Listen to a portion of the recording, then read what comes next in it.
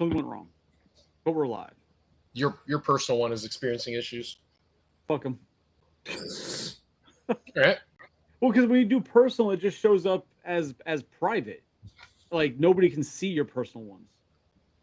The only one that people can see on Facebook is through our actual like the collector's page. Friends with you. Huh? Unless they're friends with you. No, even then you have to like invite them. Like if I go to the event that gets created, like this is a created event, I go to it. It says it's private. Like I have to invite people to watch this shit, and it's annoying. So it is what it is. Let me send out a link real quick before we get this rolling. Let me share it on my Henry Rollins page. I mean, he's in the song with Bone Thugs, so I mean, there's that.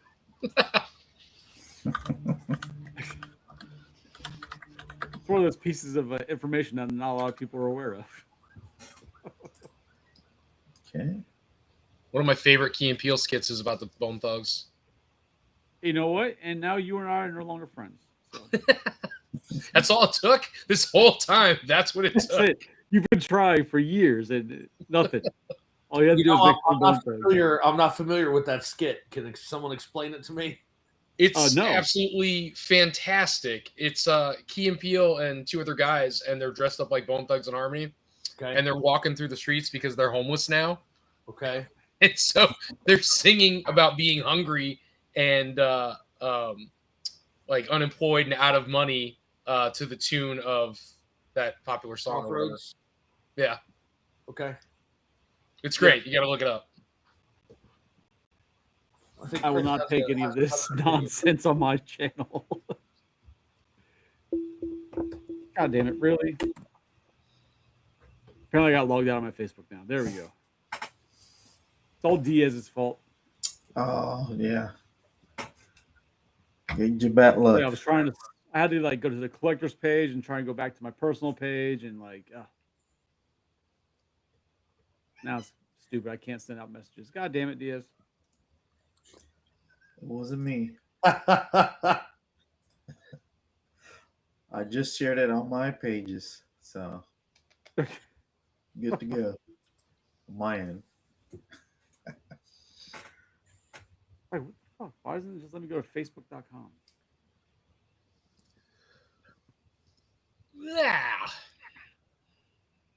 Yeah, I did have issues with Facebook a lot.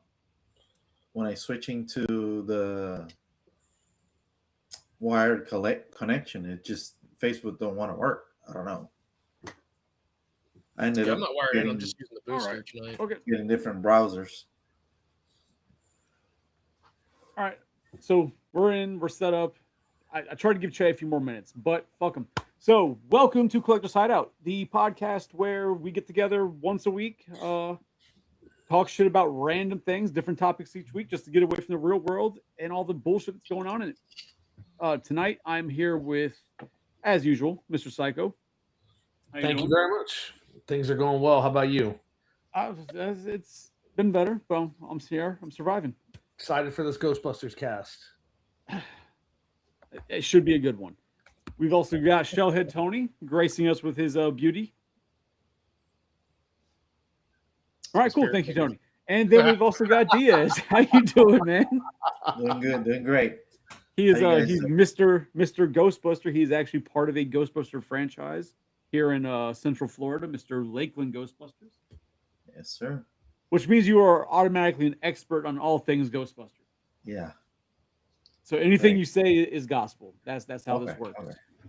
We'll see. We'll see. Now, Diaz, are you zero confidence?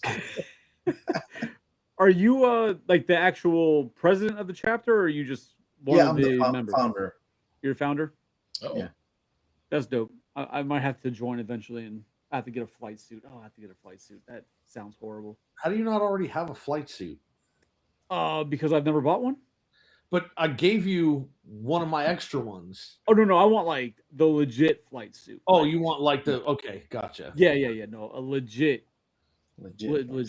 Yeah, because like hearing all the sizing nightmares and color nightmares, I'm like, that sounds like a lot of stress. Yeah. So I bought a flight suit. It's a really good quality one. And then I ended up giving that one to Chris. It's for Ghostbusters 2. And then I bought my flight suits through Magnolia, the prop house in New Zealand, because he has like access to the material and everything. So from what I read online, him and another guy, I forget the other company, but they make the most screen accurate flight suits that you can get, and they're all custom to your size. So what's up, Drew? Hello, peanut butter jelly time. That's a new one. I'll take it.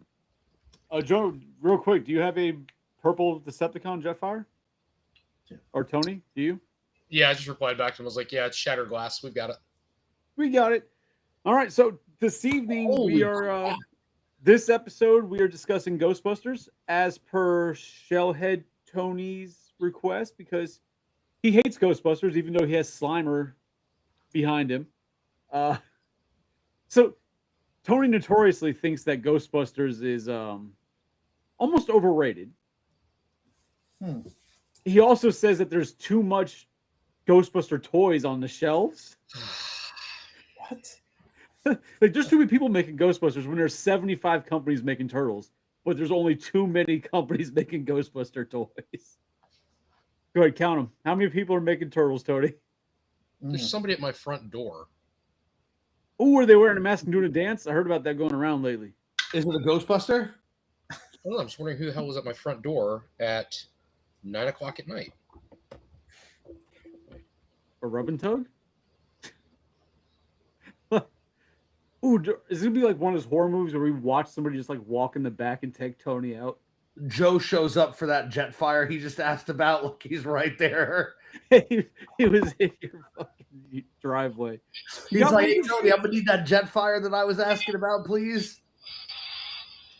It's weird. I mean, they don't deliver packages at 9 o'clock at night, do they? Yeah, Amazon does. Amazon can. If their route gets delayed, it has to get there on a certain day. Hold on. So Tony's like, there's a guy at my door with a package. I'm gonna go check this out. Anybody know why when Tony responded, it responded from 4 different accounts simultaneously tonight? It happens all the time. It's everywhere. It's everywhere we're streaming to.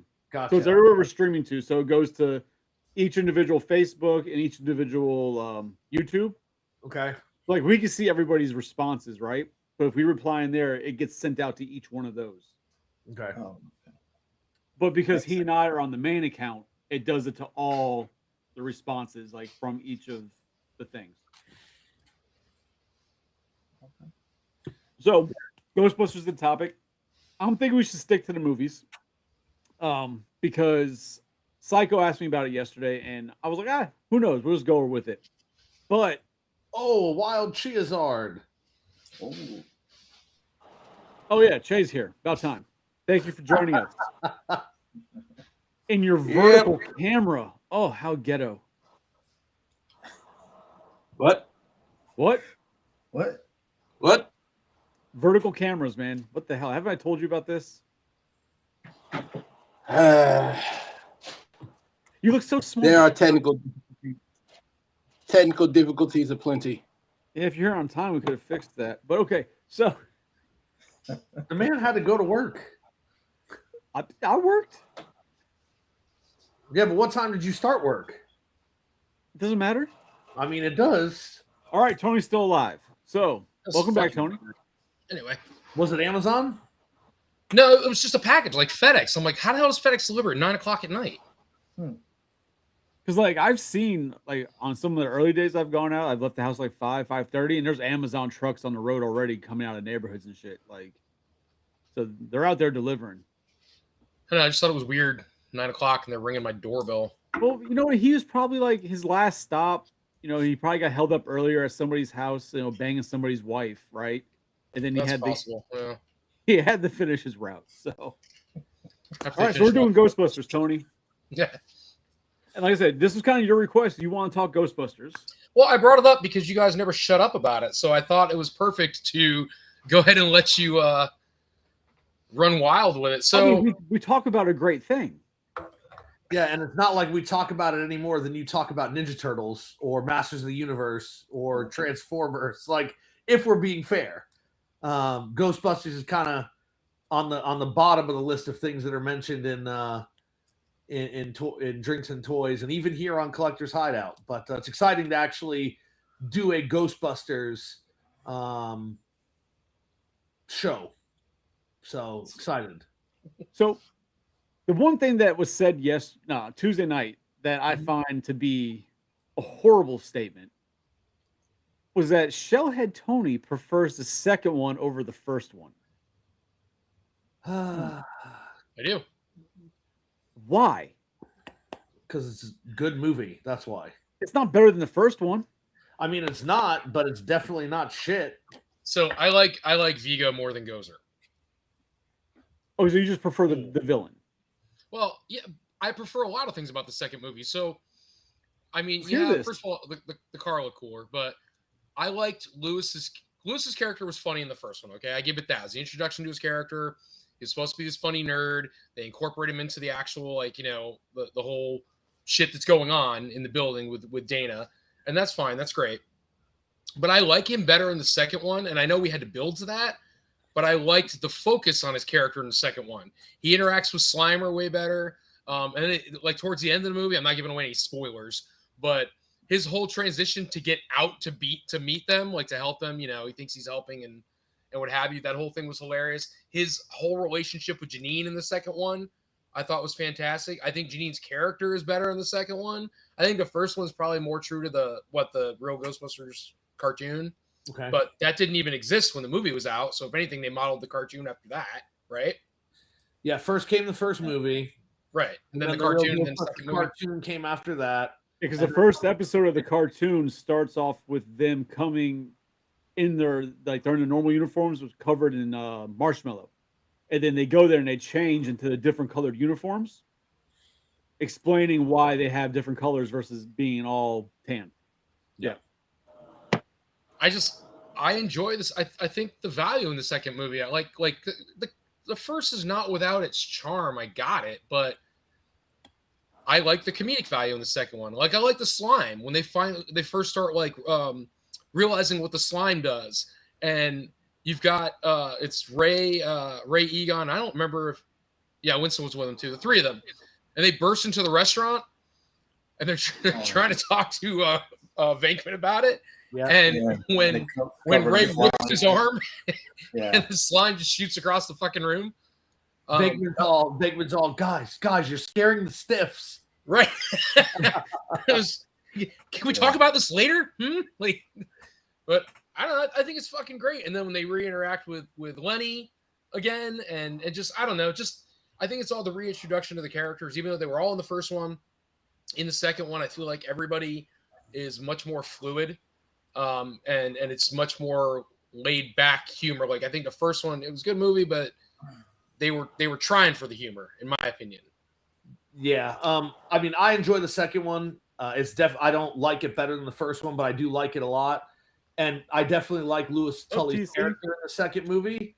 But the one part where it frustrates me even to this day, something that Louis does in the second film is when he calls it Super Mario Brothers.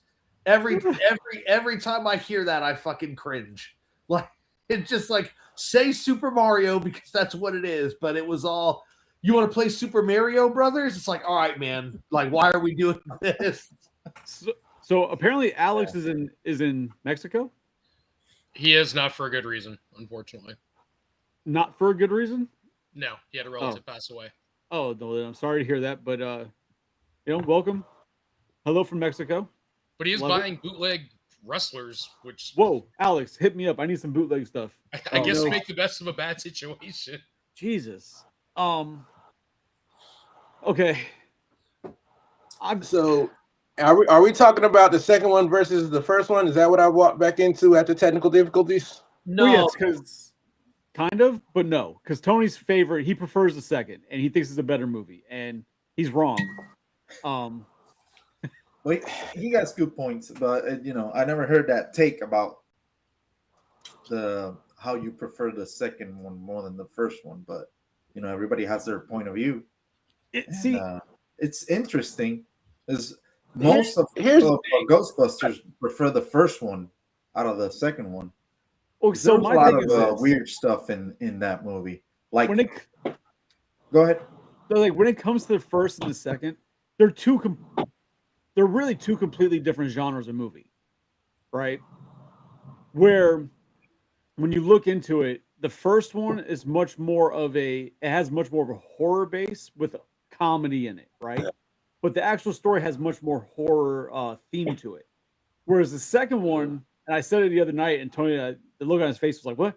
The second one is actually more of a romantic comedy that has horror aspects to it because you're much more focused on the comedy or the romance aspect of uh, fucking Peter and Dana.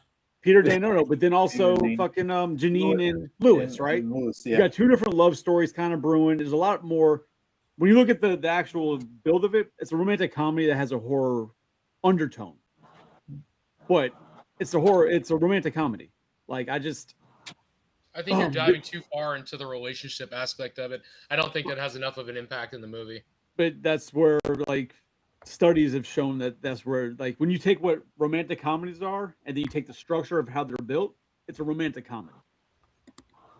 And that's just not for me. The only thing that I prefer the second movie over the first is the Scoleri.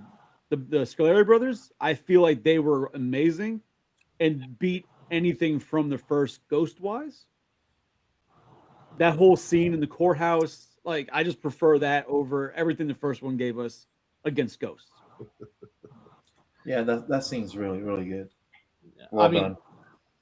I don't know. I don't see. I mean, I guess I see the romantic comedy elements that Chris is talking about, but I don't believe that's. I don't think it's a fair depiction to say that it's more romantic comedy than it is anything horror or supernatural. But again, everybody has their own opinion. I definitely enjoy Ghostbusters 2. So the people that are like, "Oh, that movie sucks," I don't understand because it's still really funny parts, and there are a lot of parts in Ghostbusters 2 that I remember very fondly. Right, there's a lot of quips and one-liners and jokes that are really well done in Ghostbusters 2. And I would say there's even more of them than in Ghostbusters 1. Ghostbusters 1 is absolutely a better movie. But in my opinion, it's like you might prefer Ghostbusters 1 over Ghostbusters 2 the way someone would prefer Indiana Jones, Raiders of the Lost Ark over The Last Crusade, right? Like, The Last Crusade is a great movie. And personally, it's my favorite of the Indiana Jones films. But most people are going to give that nod to Raiders of the Lost Ark because it's the first one, right? It set the tone. It set the stage, so to speak. And I think that Ghostbusters 1 usually kind of gets that look, but Ghostbusters 2 has some amazing, amazing parts. I mean, nobody's going to talk about Slimer driving the bus. And he opens the door. He's like, oh, it's you. And I love, like, they give Slimer, honest to God, personality. Yeah, I was going to say personality. I want to say something else, but it was almost humanistic, right? The way he's like, he's like, come on, young. Okay, I didn't know you had your license. I don't know why he's Spanish all of a sudden, but I would assume it's a great part of the movie, and it's one of those small things that for me just re-solidifies why I like that movie more. I think that I assume, I could be wrong on this, I assume that they did that with Slimer mainly because of how he's been portrayed in the cartoon, right? In the real Ghostbusters. Because the real Ghostbusters cartoon, he's part of the team. He's like Scooby-Doo, right? Yeah. They did make a lot of changes on the second movie to align with the cartoon. Yep. Like they took Winston's mustache away. It was to align with the cartoon. And how Janine's look, they made her look more like the real Ghostbusters cartoon also. Yeah.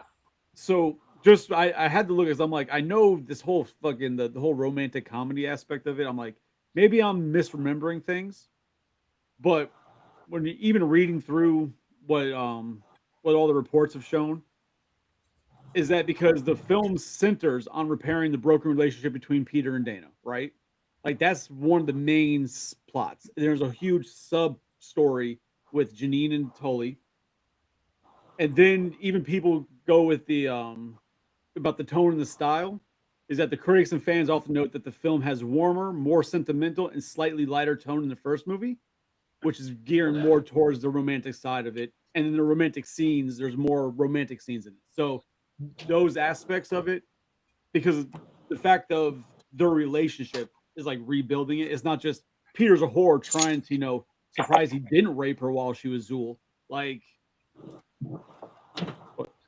I mean, he's I a would scumbag. think the lighter, warmer elements of the film are a direct result of the real Ghostbusters and making sure that the kids who were fans, because let's be honest here, right?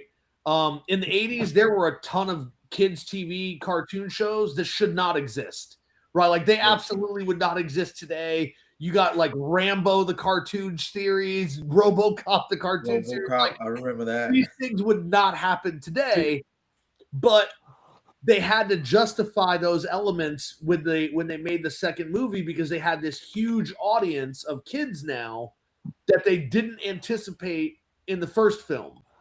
But they're like, here, let's make this kids friendly. But then they're like, oh, here's fucking Janos as a witch that might traumatize them for life.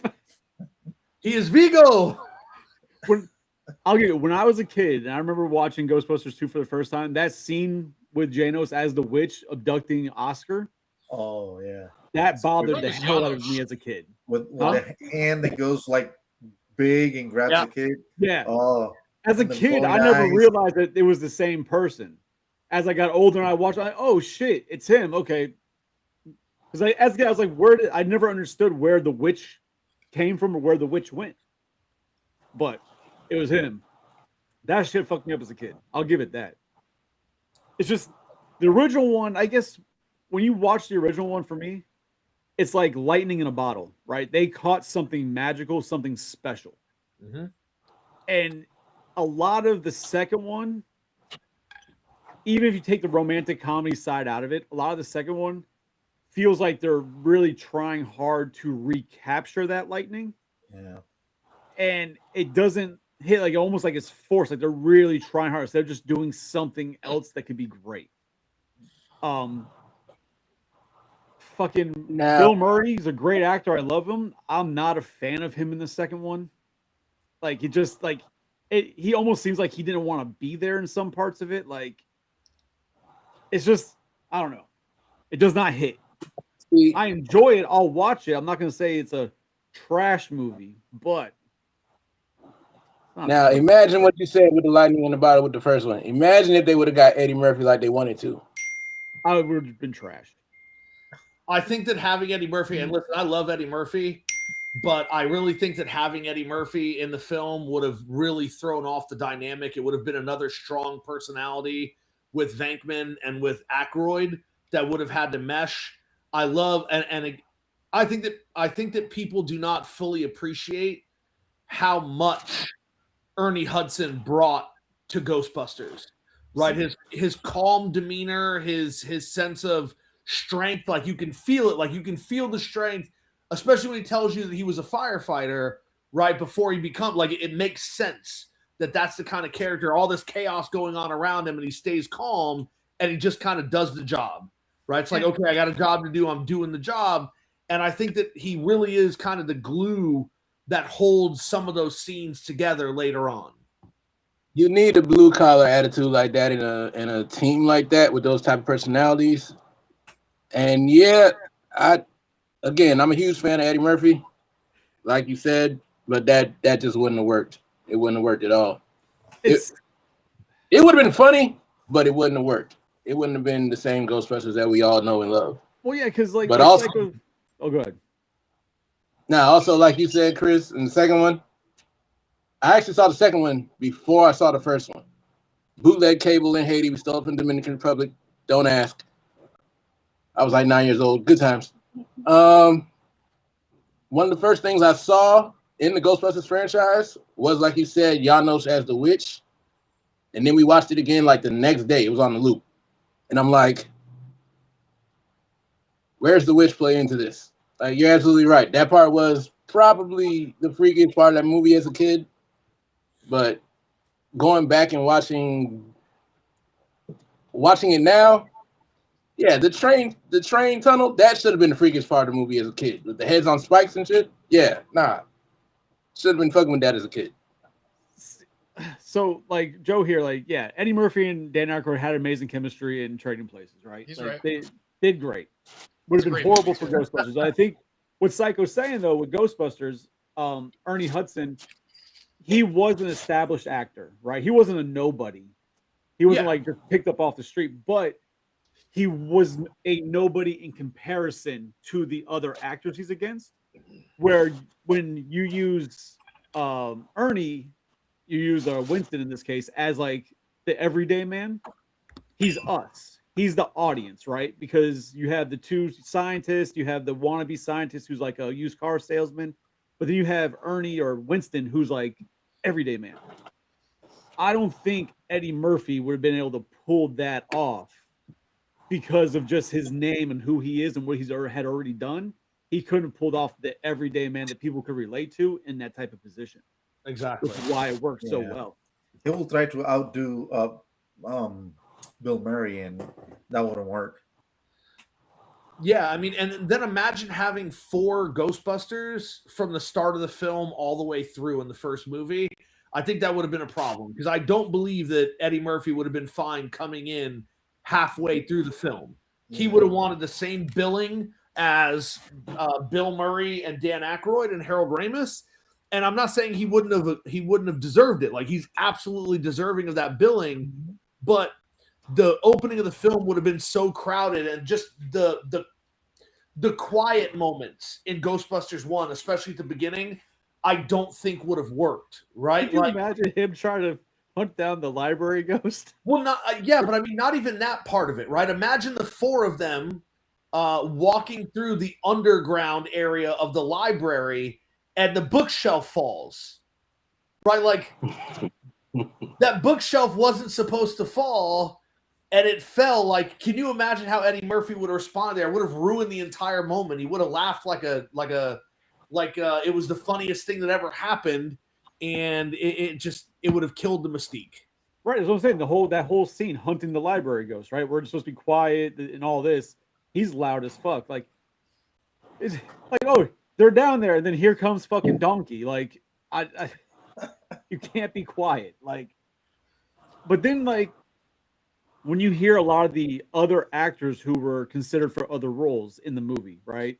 So everybody knows it was supposed to be Belushi as Venkman. Yeah. Right? John Candy. John Candy was supposed to be Louis Tully. That would have never worked. That would have been I could see that working. It wouldn't have worked out as well as it did, but John Candy had the charm to pull it off. He absolutely could play like a bumbling, lovesick tenant. Because, I mean, you see that kind of role. It would have been a lot like the security guard role he played in National Lampoon in Vacation. But that's not what he was doing, though. But no, what I'm saying is the personality would have been similar, that like quiet, nervous energy. No, but Psycho, you have to remember, Louis Tully is Louis Tully. The way he acts was all from Moranis. Yeah. He improvised, like that was him. He did his own thing. The character that apparently Candy was actually portraying was much like one of his characters from another movie that had like an accent. Like it wasn't anything that you would have seen in comparison to what Moranis gave us. Yeah. That was all improvised from him. Like the character, they're just like, hey, just here's what we're doing, and then he kind of ran with it. Which leads to one of the funnier parts that I really enjoyed about Ghostbusters. As you got older, as a kid, you didn't notice it, right? But as you get an adult, and Tony mentioned it the other night, how he keeps locking his keys in the house. He keeps getting locked out. But then he winds up, he is the key master. Yeah. Like Irony. That day gets locked out of fucking everything. Yeah. It's one of those things, like I said, as a kid, you don't realize that as a kid, the joke there, right? But as you get older, you realize, like, holy shit. There's just a lot to Ghostbusters that as you grow up watching it, you catch more and more and more of, you know? I think I've said this on another cast, but part of the reason that I'm partial to Ghostbusters 2, I think it's a really good movie. It was one of the first movies I saw in theaters. My dad took me to see a double feature at the theater, and it was Tim Burton's Batman and Ghostbusters 2. And those were the first 2 movies I ever saw in the theater. And I don't remember which of them came first in the double feature, but it was one of those dollar movie theaters. You pay $1, you get 2 films. And I remember seeing that. And that's kind of why, and I think I've said this before too, it was a special moment for me because during the pandemic when Ghostbusters Afterlife released, theaters were kind of shut down, but you could rent out a theater. And, Chris and Che and I and a bunch of our friends, we rented out a theater, and the very first movie my daughter ever saw in theaters was Ghostbusters Afterlife. So it was like I saw Ghostbusters 2 for the first time in theaters, and she saw ostensibly Ghostbusters 3 in theaters. I don't know. She still talks about that and how much she liked it. Well, we'll get to Afterlife in a little bit. Yeah. So I respect Tony's love of Ghostbusters 2. I respect you, Tony. It's a very strong word. Oh, okay. So one of my big for Ghostbusters 2, we'll just say that. So outside of the romantic comedy side that some of you don't agree with, right? One of my biggest issues with Ghostbusters 2 is the fucking Statue of Liberty. Stupid as fuck. That was awesome. That shit is dumb as hell. You didn't have a Stay Puft, so you had to have something giant walking down. And that's exactly what they said. They needed something else because they couldn't do Stay Puft again, so they wanted something else monstrous, and they used the fucking Statue of Liberty. Look, man, you can't hate because they were controlling the Statue of Liberty with an NES advantage. You can't hate on that. Yes, I can. It was fucking stupid. That was stupid. One of the better jokes is they're going along. He's like, she's gonna shake apart. We should have patted her feet. I don't think they make Nikes in her size, right? Yeah. I'm not saying it wasn't funny. It's stupid though. Yeah. And we've already established on previous episodes, Tony, you like stupid comedy. We get it, but that shit was stupid. Then, I don't like Louis Tully in the second one, right?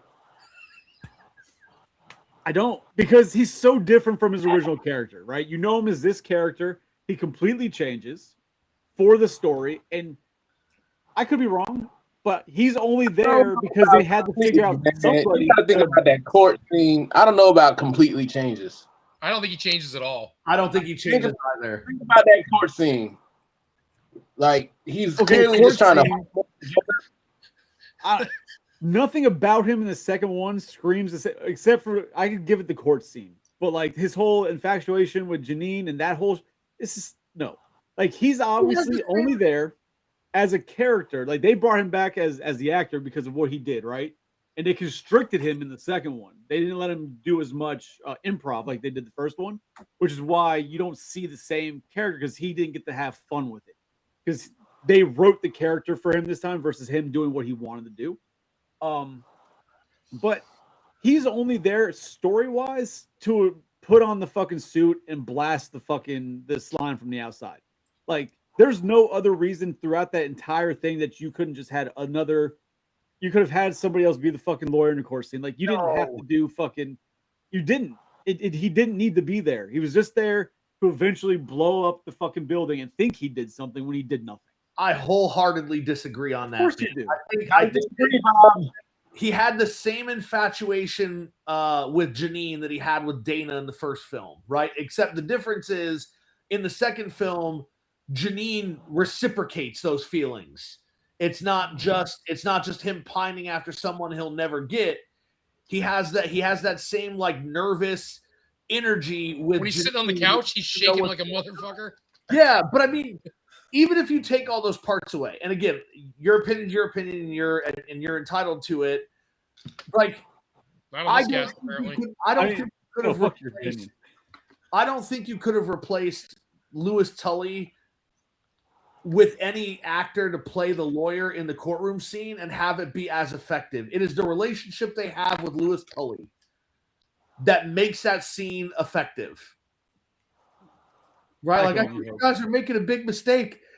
I got my law degree at night school. That's okay, Louis. We got arrested at night. This is like he jammed his head down on the table. Like One time I turned into a dog and they helped me. Thank you. Like I said, that doesn't work. the shit's I funny. totally forgot about that shit. Yeah, like That was like his funny. whole opening statement. The shit is funny. Absolutely, I'm not against it. The shit is funny, but like I said, he's not. It's not necessity. And even he himself says it, that he was so constricted when it comes to it that it just he didn't feel the same thing anymore for it because he was constricted by it. So, They didn't let him run free. I do like at the end of he's such a good character, but at the end of the first movie, and he's standing there, he goes, "Man, superintendent's gonna be pissed." He's got so many one-liners in the first movie that are amazing. Who brought the dog? Like, Yeah. or it's a fucking the fucking pterodon is busting through the fucking wall. The whole He's thing like, with "Who are him. you guys? We're the Ghostbusters. Who does your taxes?"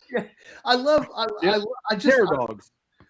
just love it, man. It's like Your Honor, ladies and gentlemen of the jury, I don't think it's fair to call my clients frauds. And then he goes through this whole thing, and then he walks back to the table, and then Egon's all, very good, Lewis, short but pointless. That's like, I mean, okay, just to throw back, if you had to have a lawyer and not seeing how the movie ends, but the first day of My Cousin Vinny and then first day of Louis Tully, who you picking? Louis Tully. no, I was on trial for murder, My Cousin Vinny. No, on the first day, when you see him the first day he's in court, you see how he acts, you see how Louis Tully acts, then you have to pick one. You know how Vinny turns out and he's successful, you see what he does, right? But the first day, like when that kid's in there, he's like, "Oh, this guy's a fucking idiot. I need my own lawyer." Like, who do you pick, Vinny or Tully? Like, that'd be difficult. In defense of Louis Tully, I'm not going to answer that question.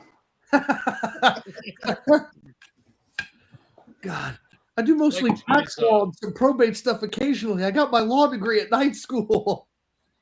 So here's a question. Oscar, the baby in the second movie. Yeah. Now, it's never been confirmed who the father is, right? Oh god. It's kind of hinted at that it's the musician, somebody that Dana knows from the orchestra, whatever. Well, it's not hinted at. It's said specifically that he's the father. Venkman says it. But then there's heavy speculation it's Venkman. But Venkman says in the movie, like it's the stiff or whatever. It's the however he says it. Yeah, he's like, I heard the stiff. Oh. Did I freeze or did Psycho disappear? No, Psycho froze. Okay. Yeah. And then Dana goes something like his father or whatever. Like she reiterates that it's the dad. But at that same time, she could just be fucking like, "Hey, I don't want him to be the dad." That happens all the time. I don't know. I like when they're tickling the baby though, and you can hear the baby going like it's gonna like laugh. But then, like, there's people that actually, and the timeline doesn't fit. But there are people that actually think that it's Lewis's baby. Lewis. Oh. Because the whole keymaster gatekeeper, they had to fuck for the gate to open. Yeah. That's Yeah, the only character that gets late. Both You could just throw movies. in the trash. I don't know what you said, Che. You turned into a robot for a second. Word. Like I said your throw that image. fan in the trash. Something's trash. That's a little too much. The only funny thing is Venkman that the timeline funnier. doesn't work. Well, Venkman's more realistic, right?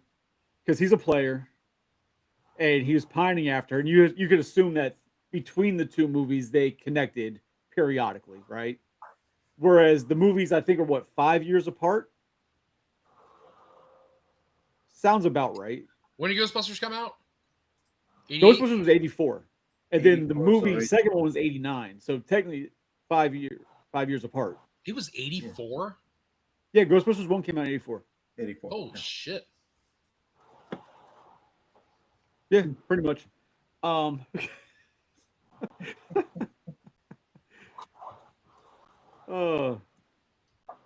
But regardless, but yeah, so like the timeline wouldn't work because if it was from that whole thing, then by the time we get to Ghostbusters 2, he'd be like 5 years old, right? The kid was not 5 years old, so there's no way unless in their movie it's different. Yeah, he takes to Oscar. Venkman takes to Oscar very quickly, but hey, that's which to me, the way Venkman changes, it takes to Oscar versus the way he was in the first movie, where he was just Mr. Player. He's still Mr. Player, but he very much takes to Oscar and trying to be this figure to get in Dana's pants some more and fix the relationship. That very much reminds me of his character in Groundhog Day after like 140 years eventually starts coming around and wanting to find love, wants to change. So like it pans around. I love when he's dealing with Oscar and she's like, I gotta put the baby down, and he's like, can I do it? That's valid. Like, sure. And he's That's like, valid. you're short. But another thing about Venkman's character in that, actually, when she goes to the apartment, that's one of those moments where you see Bill Murray, I think, in my opinion, is when he's having some of the most fun on that movie. Because the way he delivers his lines in that apartment scene feels more like the first movie than most of the rest of the second movie. His lines, like when he says, like when she says, "Oh yeah, put your clothes in the hamper over there," he's like, "I have a hamper," like that shit like that in that scene. You've seen interviews where he's like, "Yeah, nah, his second movie wasn't great." They all say things like that periodically, and you can tell there's less improv, but there's a couple scenes, like especially with her and the kid, where it feels like Bill Murray's having more fun. What the fuck is that? It's the Subway Ghost. Yeah, it's Subway Ghost. But yeah, no, I mean, is his name Jared? As my daughter was growing up, wow. As my daughter was growing up, I'd always tell her, "You're short, your belly button sticks out too far, and you're your poor mother." Speaking of Subways, Cycle's not here yet. I am here. What are you talking about? I think he'd find it funny. I'm gonna wait for Cycle to come back. Wait. What the hell?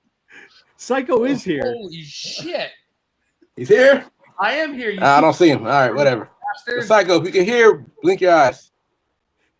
How would you see it if you can't see me? Yeah, I don't see Psycho on my screen, but hey, it is what it is. But yes, I have to make my obligatory remark. How much have you been drinking? In the subway scene, Ray, Echo, Egon, Echo, Winston. He gets the ghost. That's racist.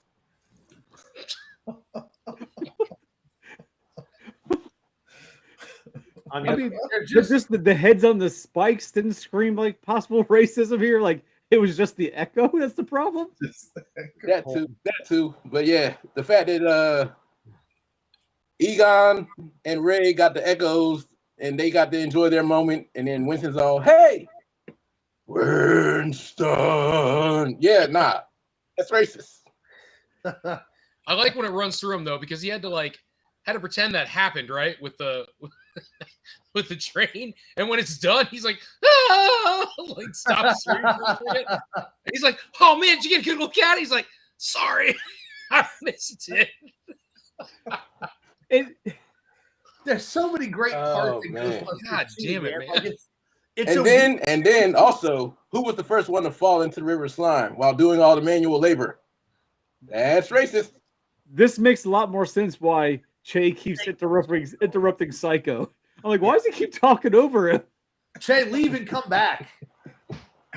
Hey, Che, try hopping out and coming back. Maybe you'll see Psycho again. Anyhow, but and you can stop talking over him like you're his daddy. The second... I can't see or hear him. That's funny. All right, let me try that. The second movie might be weaker, but it's got so many good moments in it. Yeah, no, it's... The movie's good. Who? The toaster is great. Yeah. toaster scene. You fell for the old man-eating toaster. No, but I mean, even like when he gets down there on the line and he's all, it's a river of slime. Like it's just so crazy, but there's so much heart in it. Well, yeah, and it's got more comedic to it, right? You see, they push more on the comedy side, whereas the first one, it was more serious, but they had the sarcastic comedy, right? Which was great. The second one has the comedy. I'm not saying, I'd never say it's a horrible movie. I'll watch it. It's not better than the first. I do personally feel I enjoy. People get pissed off when I say I kind of enjoy the female version better than the second movie, but that's just me. I think it's because it was something different. I love when the cops show up in Ghostbusters 2 while they're tearing apart the street, how they react to it. The cops are just like, "Oh, okay, no problem," and they drive away. And then later they come back. They're like, "Hey, we checked out on this, and this isn't right." Venkman still keeps trying, right? They're like, "No, this is like you're definitely not supposed to be here." And they catch him with that. "Oh, we called Con Ed," and it's like, "Oh, well, we got a major gas leak down here." It's like, okay, man, like they're not gonna fall for this. Well, I mean, but see, and then just to go back to the other movie, fucking My Cousin Vinny, he does the same shit to the fucking judge. He's like faking what his name is, and he's like, "Oh no, it's spelt this way," like to keep him off the scent, to keep him away. Same type of thing. He was just more successful because his was more believable. You gonna come around here and shake my monkey tree again? Yeah. If this stream was on a horror movie, not sure who died first, Psycho or the what the Haitian? Jesus, Joe. What the fuck? Oh, so is there anything else you want to say about the first two? Anybody? I mean, the first one is absolutely a masterpiece. I don't think we spent a lot of time talking about it. There's really not much that we're going to add to a conversation that's almost 50 years old at this point. So, but fuck you. It's 41. I don't know if you can equate it, right? So it's kind of like I love the movie Jaws. Yep, love it. Okay, it's a great movie. Not taking that away from it. And there's a lot of things that were able to be achieved in Jaws in the first one because it was one of the only movies it was really the first horrific kind of like shark movie in that degree, right? That came out at that time. And they were able to do so much without actually showing the shark. Like because the shark was broken. It's like 18 minutes or something in the movie. Like that's all you see him or some shit. Yeah, if that, yeah. Yeah. So the rest of the time, it's all just like it's music or it's cinematography or whatever. It's all the suspense, built suspense. So it's not the same, but I'm trying to like kind of justify, I guess. So you have the first Jaws. It was good for its own reasons, but the second movie is awesome. The second Jaws movie is fucking awesome, and I don't know if you remember it very well, but it's the one where the kids are on the sailboats. Mm-hmm. And it's like terrorizing and They electrify Jaws. They do. It's actually one of my favorite scenes, actually. But because when something is electrocuted, it blows up. But yes, well, it's a fucking shut up. So, I mean, ghosts and Audrey guys 2 with blows up. squirt packs are real. What now? I said Audrey 2 blows up when it gets electrocuted. It's science. That's how it works. You get electrocuted, you blow up. That's science. Either way, I kind of equated the same thing. It's like the first Jaws. It's the first Jaws, so it's always going to have that special place for people. Of course. But it doesn't negate the fact for me that the second Jaws is more entertaining, and the cinematography is. Don't you dare say better. Definitely call it different. It's done differently. The focus is different, and again, the shark's not in it a lot, but it's definitely in it more than the first one. Is he having a stroke? I don't think he realized we could hear him, even though he turned his camera off. It's kind of weird. But I was having my Die Hard moment. What do you feel about Jaws 3? Jaws 3 was terrible. Isn't that where they go to SeaWorld? Terrible fucking movie. Yeah.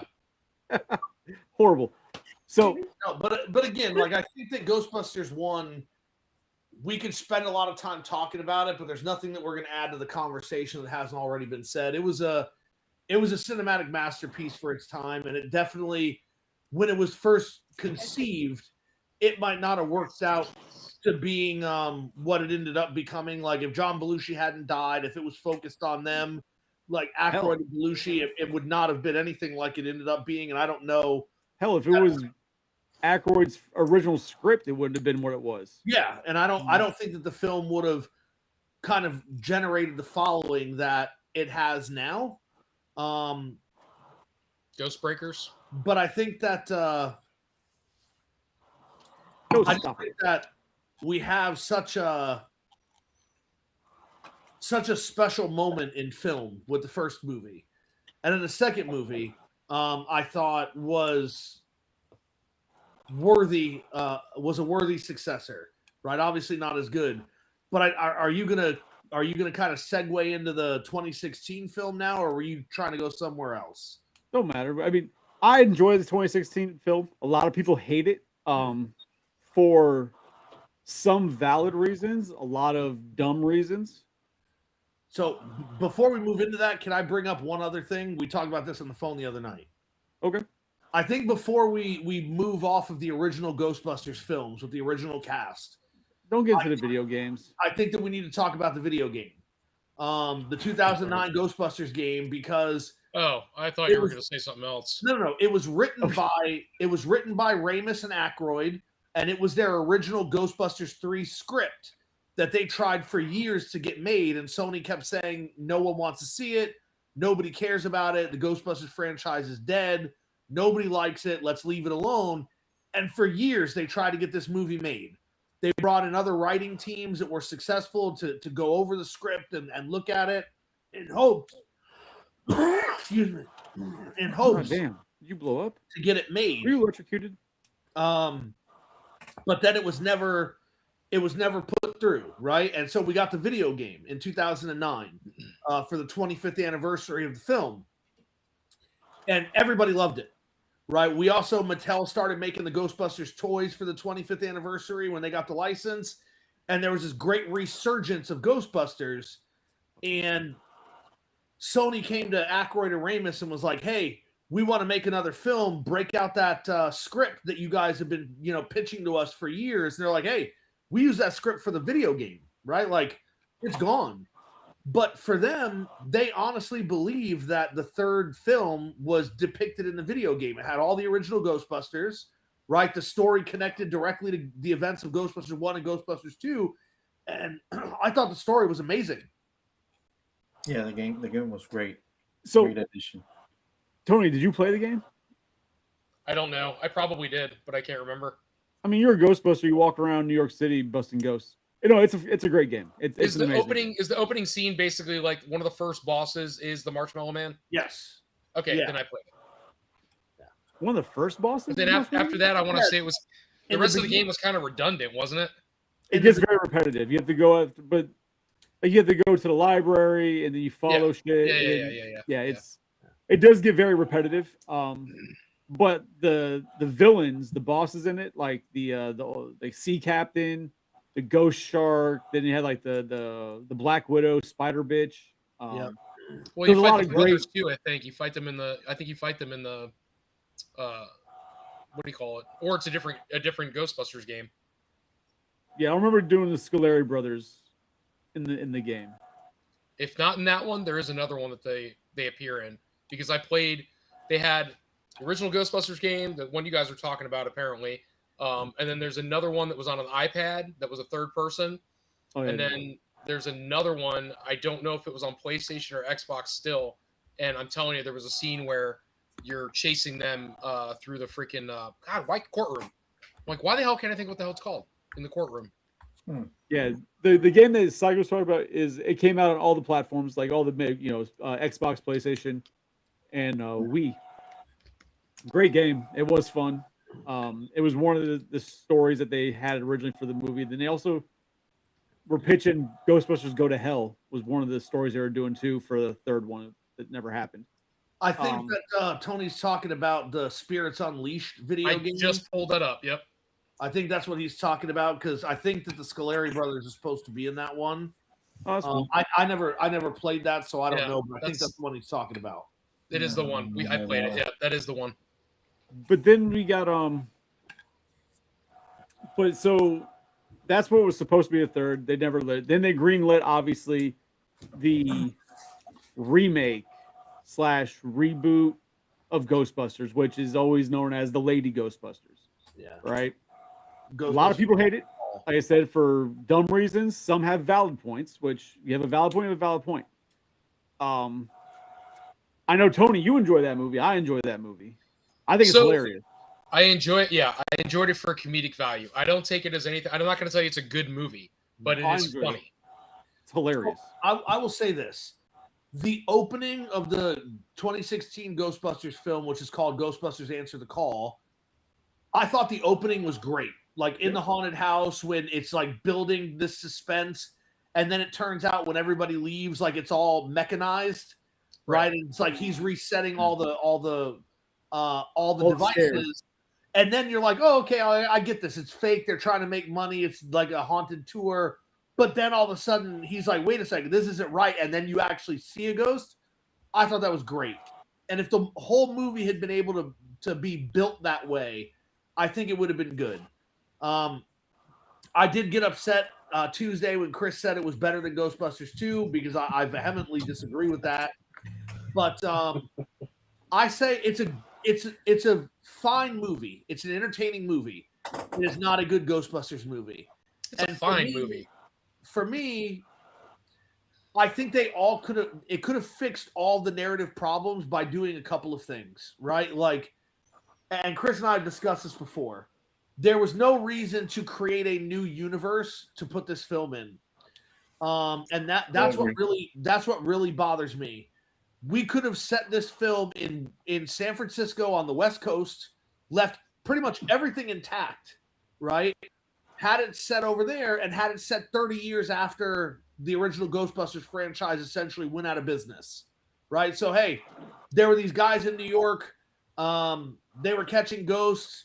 Ghosts disappeared, right? Now the ghosts are attacking San Francisco and somebody's got to do it and the other guys are too old. And it would have worked. Because for me as a Ghostbusters fan, the thing that I dislike the most about it is I understand a lot of movies require a certain level of suspension of disbelief, right? And Ghostbusters specifically requires an additional level of suspension of disbelief. But you expect me to believe that in a completely different universe, with a completely different group of people, everything that they come up with is the same. The name of the team, the logo for the team, the name of the items they use, the name of the car, literally everything is exactly the same. That doesn't make sense to me. And you could have gotten rid of that by just saying it's a new franchise and a new location. That's why everything is named the same. Well, I mean, all right. So they didn't try and do Marvel. Oh, it's a different universe, right? They're not doing that aspect of it when they made that movie. It's not a different universe. They were remaking the movie. Let's put it what it was. They were trying to remake Ghostbusters. Then they're like, oh, we're gonna make people happy by throwing in cameos from the original cast, which that just pissed people off. It's like if you're gonna have the actors in it, you might as well have them be their characters, not a fucking taxi driver and different things, right? Yeah.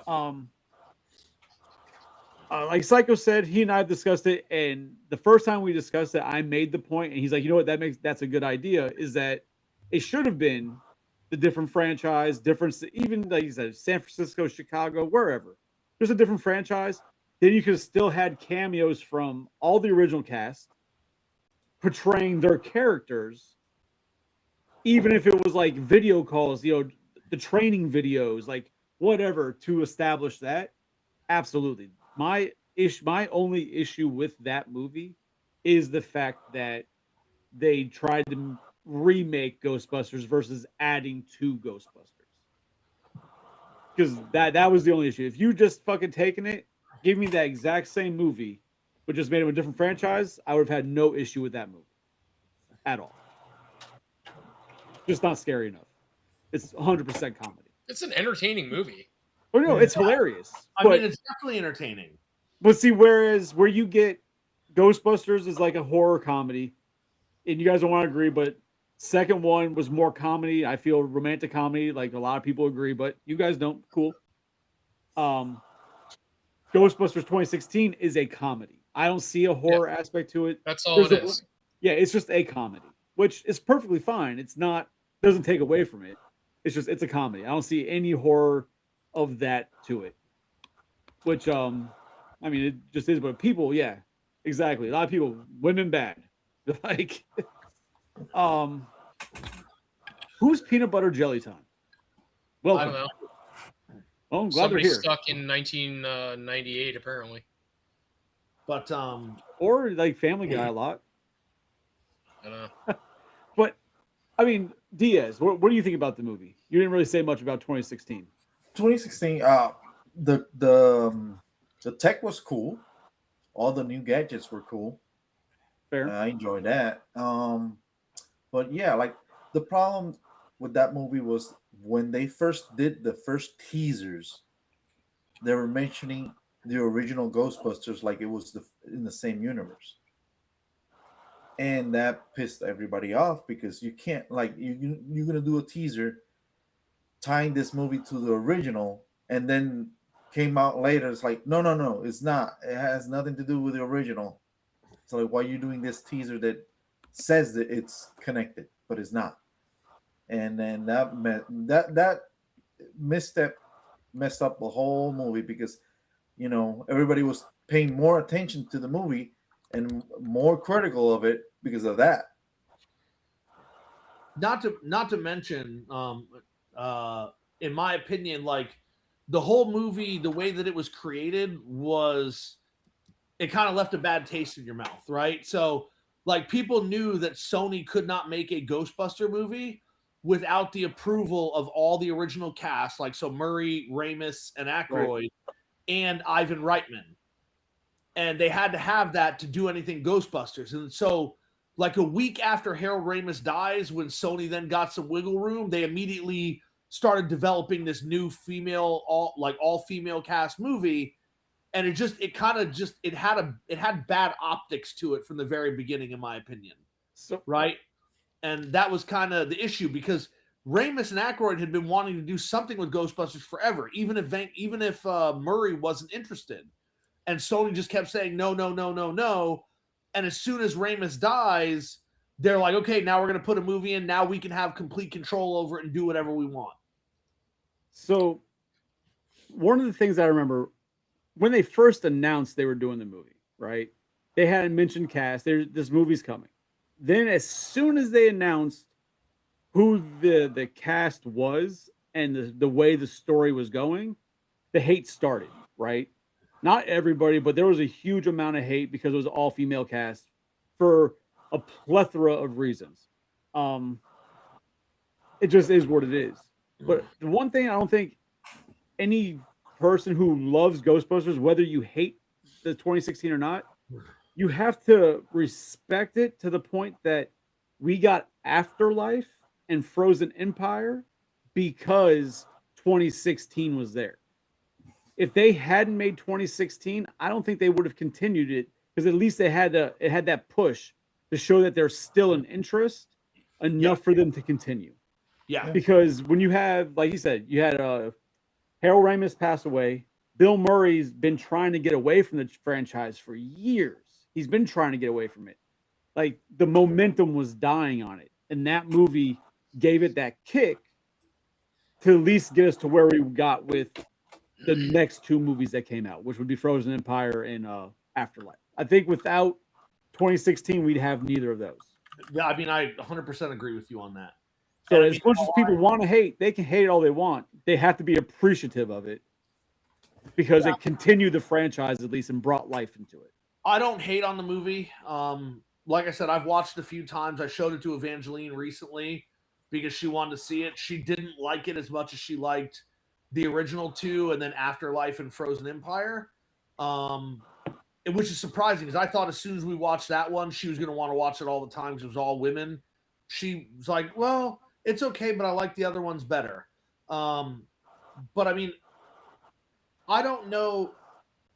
I guess I can't speak for all fans, but I know one of the things I was most disappointed at before I saw the movie was, as a fan, I wanted to see a live action version of the story presented in Extreme Ghostbusters, right? So like I had always wanted to see a new group of people come in, the older guys mentor them, and then they kind of take over the mantle.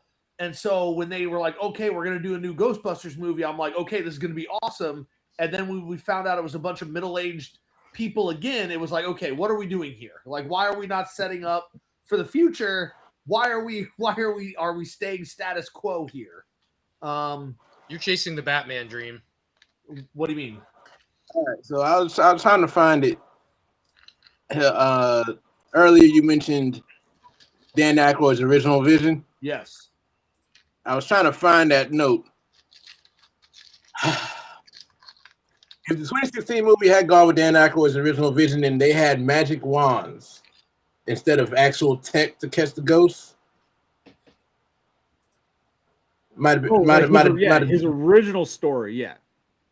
His original story, yeah, that would have been Harry Potter in space. Yeah, so you went way back, but yes, Dan Aykroyd's original version that he it's a completely different movie. It's a completely different story. It's much more out there. I mean, I get being suckered in and subverted expectations, like you said, with the trailer making us think we were getting one thing, and then we got something different. Yeah, if they would have went with Dan Aykroyd's original vision for the 2016 movie, trying to create something new, they would have completely murdered the franchise. So, kind of threw me off. So, I mean, that's not what we got. The 2016 movie exists, but like you said, it kind of did leapfrog us into Afterlife, which is one of really my favorite. You can't even call it like that gap between original movies. Afterlife is one of the best movies that's done that. It's probably the best if we're talking about, shout out to Star Wars and everything, but Afterlife killed it. You know what? You know what I think the worst part of the 2016 movie is? The freaking song that they had for the movie. That song was absolutely terrible, man. So terrible. It's so bad. All right. So look, the song was bad. That's not even fair because you're not gonna top Bobby Brown. That's not what I'm. No, the original. You're not gonna top Bobby Brown for the original. The original was not Bobby Brown. It was Ray Parker Jr. Hey, why are you on this cast? You're not gonna top Bobby Brown for Ghostbusters 2. On our own, you're not topping that song for any Ghostbusters movie. Okay. There's a lot going on right now. Shay, you're really wrong. I like that. Okay. No.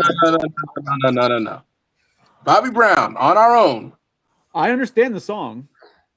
Yeah. Does he say Bustin' makes me feel good? Even the original Ghostbusters theme, I got respect for it, but you're not topping Bobby Brown. Okay. Does Bobby Brown say Bustin' makes me feel good? He does not. He doesn't have to. Bobby Brown. Because he's no, it's not better. He does not beat up Whitney Houston multiple times. Yes. Yeah. And he probably digs her up and still does it. So, I thought he was dead. Man. Bobby Brown's not dead. Yeah, he's working on it. That's like saying everybody alive is working on being dead. Like that statement doesn't make any sense. Hey, he made a song with Ja Rule. All right, he's got that going for him. Let's give him that. Trey, you're wrong. So, but I'll give it this though. One thing about this 2016 that I thank God they made the directed decision and didn't put in was a huge dance scene that they have.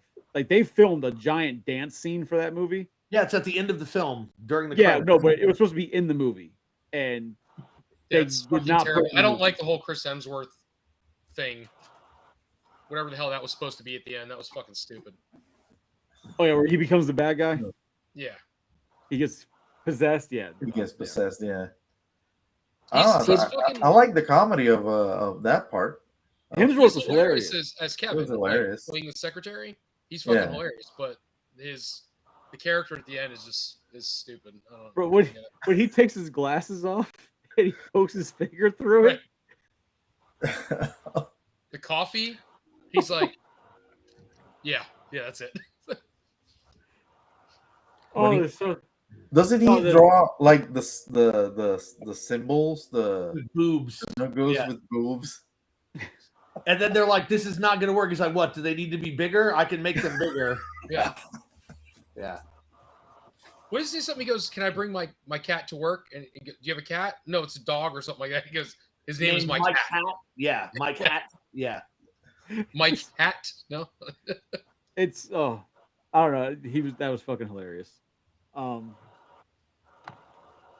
So the newer ones though. So you got 20.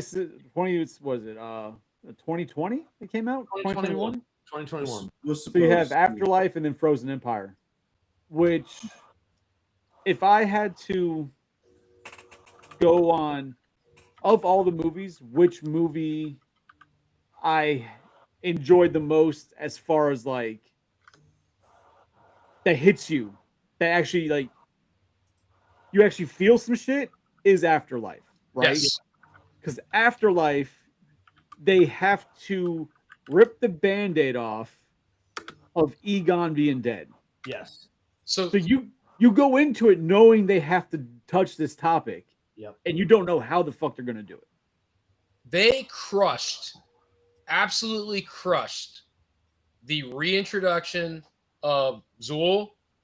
They bringing back the original Busters or whatever as best they could. The way they made Harold Ramis, the way he, like, you honest to God were like, oh, I thought he was dead. Obviously we knew he was dead, but the way they interjected his persona into the movie, you'd have swore he was still alive. They did such a great job. Oh, and the whole movie. I mean, I'm sorry, nobody on here didn't do it. I got to the end of that movie and I'm wiping my fucking eyes watching this. Oh yeah. First of all, rookie, and then I rubbed one out. So it was a win-win. Bro, the first 5 minutes of that movie, right? Yeah. It's like they're going to tell you how it happened. So you go into that movie. I watched the trailer one time, so I had no idea what to expect when it came to how they're going to touch the topic of his death. Yes. So you watch the first 5-10 minutes of the movie, you watch Egon die. Yes. Right? Like that hurt just watching him die. I'm like, all right. Which I want to interject right here. I thought they did a great job with that. I think so too. They didn't show you the actual death scene, but you knew the death occurred, right? You see just enough of him escaping. You don't know what he's got. He gets in his truck. The truck crashes. You see him make it into the house, but they don't show you any close-ups because they have someone filling in. And then you know that something is happening, and it goes the outside of the house, so you don't have to actually watch the death. I thought what they did with that was fantastic. So go ahead. You know he killed himself to not be possessed, right? Yes. Which is weird because ghosts are known, they can just possess a dead body, but whatever. That's, different types of ghosts maybe. Like they brought the zombie back. He was driving a taxi. Like they couldn't just take over Egon's body. Like that's fucking weird. Well, yeah, though that part, like just knowing that, all right, that just happened. Then it'll be touched on later, right? Because it has to come up again. And then in the ending, the whole fucking ending, you're like, God damn it. Now I'm crying again. Like in Toy Story 3. Fuck these movies. and like, yeah, I thought there's that end scene. Yeah, nah. Look, we are all fans of the franchise. We're fans of Harold Ramis. The way they did that, fuck it. I was crying. I'm in the theater crying. Fuck it. I will say this: I thought that the layers of emotion at the end scene were also masterfully handled, right? Because it's a very short moment, but you have the moment where all the Ghostbusters look over and see the spectral version of Egon there, and you can see it on their face. But then at the end, when Winston says, I wish you would have called me, I miss you, my friend, right? Like, that's the first part that hits you, and you feel it, And then when he has the moment with his family, with his granddaughter and very briefly with his grandson, but then with his daughter, right? And it's like, and I don't know if maybe because I'm a father of a daughter as well, like I could imagine what that was like, but there are a handful of movies that have made me emotional. Terminator 2, when I was a kid and the Terminator lowers into the steel, right? And you lose the Terminator. Toy Story 3, definitely on there. Ghostbusters Afterlife, definitely on there, right? It's like Lion King. Yeah, Lion King was rough too. But I mean, just for me, the Lion King never got me, but all right. The Mufasa dies? God damn it, you heartless bastard. The Magnificent. Yeah. Hold on. Did it bother you when Atreyu's horse dies? Oh no. That's different, dude. Okay, just making sure you aren't fully You heartless. get swallowed by the nothing. Like, how do you? Just what? I think that God, they did so well in that movie, and a lot of the complaints that I read about the movie, they're just retelling the story of Ghostbusters over again. Yeah, but they did it in a way that was different enough that it made sense. It wasn't just let's do everything exactly the same way. It was, hey, let's reintroduce these elements that are important to this franchise that we can then go over, right? Like maybe you missed the importance of Gozer. Now we're going to underline that for you. We're also going to introduce some new elements from things that Gozer could do. And I love this is so stupid, but I absolutely loved that they had J.K. Simmons playing a body in a casket, and when he finally starts acting, he just gets ripped in half. It's like you get 10 seconds of J.K. Simmons, he just gets torn in half. That was great. It's really so. When you were talking about like the emotional part, like the ending, obviously, where it's like the send off for Egon, right? It gives his character the time to There's so say much closure right there. Yeah, say goodbye to his team and to the fans. I didn't give a shit about his saying goodbye to his family because there was no history for me to care about that. I understood it's his grandkids, I get that, but for me, for the reason it meant nothing to me, the scene with him and the kids or him and his daughter, nothing. But the scene with him and the other three guys, and then like you said, like the send off for fans, that fucking destroyed me. Oh, knowing that we would never see Egon again in the movie, that was rough. Yeah. It was good. It was very well done movie, man. I didn't like Frozen Empire. But we also have to say something about the CGI, because the CGI of Egon was absolutely fantastic. Like it really, they put a lot of time and money into that. But that's what Tony said. Like it was so well done. It's like he was actually, you couldn't be surprised that he wasn't actually an actor doing it, that he was actually still alive. But a lot of CGI right now looks trashy, even though technology is supposedly better, right? Like with Egon, you could tell everything that they put into it. There's a reason for that, but yes, you're absolutely right. The rest of the movie, though, like I enjoyed the movie as a whole, right? But obviously, those are the key points of that movie. The one thing I do not like about that movie, Kid from Stranger Things, kid sucks. Thank you, Wolfhard or Wolfhardon, whatever the fuck his name is. I don't know. I can't stand him. I think he's fucking annoying. Finn. He didn't seem like he needed to be there. Like he was just, it was not an important character at all. Just an annoying teenager. Literally only in it because Stranger Things is success. That's why he's cast in it. And then you got. I don't mind him in Stranger Things. He's fine. I don't know. And even the girl too, and you know she's very nice. I've watched interviews with her. She's a sweetheart. But the girl who plays Lucky, the character, like it seems like her and I remember his name in the movie, but Finn, their characters in the movie are just very shoehorned in just to help with something. Like they're not a necessity for the overarching story. Like it's like, oh, here's some teenagers doing some stuff in the summertime. Yeah, right. So here we have to use them here. That way, somebody can be there when the first ghost busts out. Right. Right. So we're gonna use them. Like their stories really weren't pregnant to the movie itself. I mean, you could say the same thing with podcasts, but then what it comes you can down say it, and I would say the same thing about podcasts. But what I'm saying is, but then it comes down to the part where they wanted a